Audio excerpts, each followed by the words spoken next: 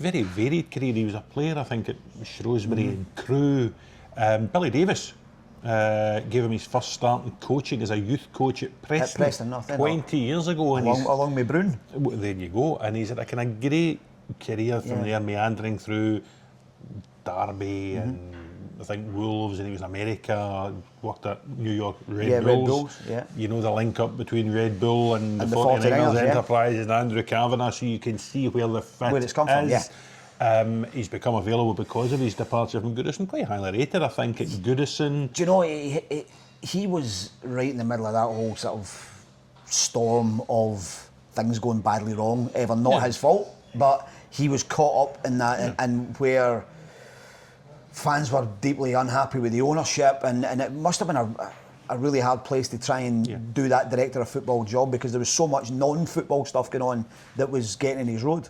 Absolutely. You described him earlier on off camera as a firefighter, or described him as Blue Adair. Blue Adair, yes. So if you want a firefight and you're called Blue Adair, get yourself to Ibrox, because it sounds as if you're absolutely ideally qualified. This is a key appointment, and I think you have to look at everything that's happening at Rangers through the sort of prism of the 49ers or Andrew Kavanagh. The deal is in the final stages of due diligence, and anything that happens from the appointment of a sporting director to the ordering of the pies will only be done with the approval of the the incoming guys.